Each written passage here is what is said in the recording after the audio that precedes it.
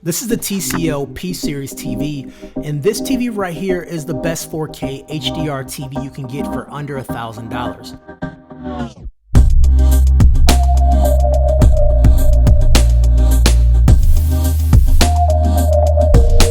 And this one right here specifically is the 55-inch P-Series, and it retails for $650. For this price, you wouldn't expect this to pack the spec sheet as much as it does, but you do have 4K resolution, HDR with Dolby Vision, built-in Roku, and also full array local dimming, 3 HDMI 2.0 ports, and 1 USB. It's also an Ethernet port too. Typically at that price, corners need to be cut, and there definitely was some corners cut in design. The design isn't anything to write home about. It's a very basic looking design. It's a pretty thin TV, but compared to edge-lit LEDs, this TV is a bit thicker as it sort of bows out in the back a little bit.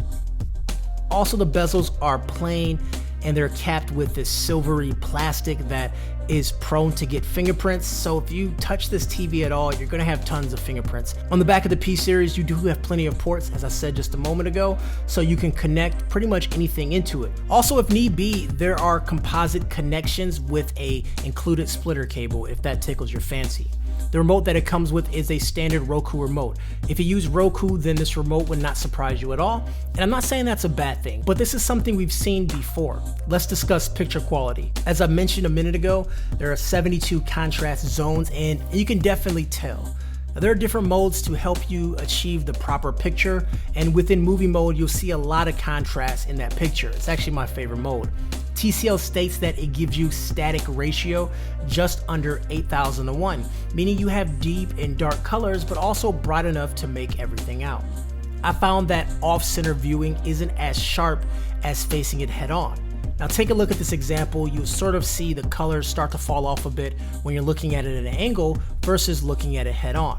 This is something you should know before purchasing this TV, especially if you plan on putting it into a room that's pretty wide. HDR gives you colors and brightness that is top of its class for this budget. Roku is giving you 2 of the latest standards, HDR10 and also Dolby Vision. This TV does both very well. So for example, when watching this HDR demo, you can see the difference between dark and light in many scenes, especially during nighttime where you see the lights on the buildings in the background and that deep dark sky. It just looks really well. For me, testing it while gaming, it fared very well. Even quick twitch games like Uncharted 4 and other games worked very well. I was able to move freely and react just as fast, and the refresh rate at 60 Hz is plenty to game on. Not to say there isn't any motion blur at times, but for the casual gamer or a person that is watching this, this is something that's hardly noticeable. Now, if you are going to use this TV, I do recommend picking up a soundbar or hooking it up to a home theater system. As many TVs like this, the speakers are actually on the back, and you're not getting a fantastic sound as if you were with the soundbar.